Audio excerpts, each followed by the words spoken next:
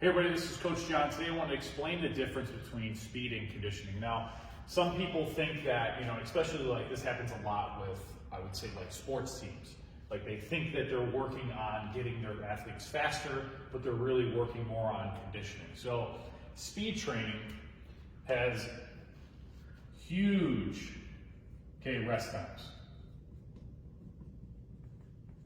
And very short, times that you're working. So you would maybe sprint that would go like 15 seconds, maybe all out as fast as you can, and then you rest for like a couple minutes. Okay, so this would be, if you're trying to develop speed, people think, oh, I'm recovered maybe like 20, 30 seconds after they do a huge sprint, maybe even if they're in shape.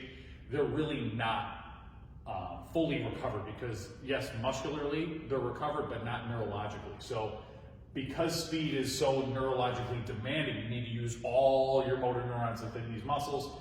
To create huge speed, we need to have huge rest time. So if somebody is focusing on that, we would do, say, a sprint as fast as you can, and then you would have a couple minute rest depending on, especially athletes that are higher performers. These guys that run, say, like a 4.340, which is like absolutely insane, they need like double the time because it's so neurologically demanding on them that they can only do that so many times in a row, before they're wiped out. Now, conditioning, is very little rest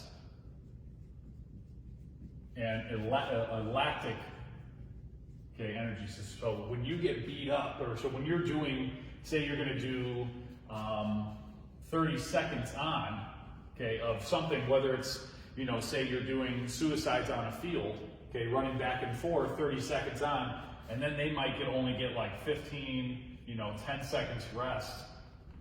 And that's going to build up some lactic acid, and that's where they feel the burn. And them doing this over and over again, you're building their conditioning. So you're think about building their engine when you're thinking about conditioning, but their performance, with speed, you need to focus on huge sprints for a very short amount of time, and then long rest times.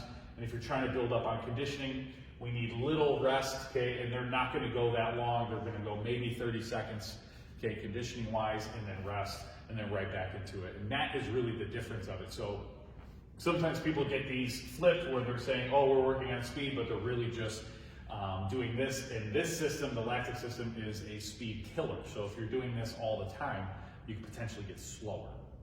So if you guys have any questions, please feel free to reach out, and thanks for watching.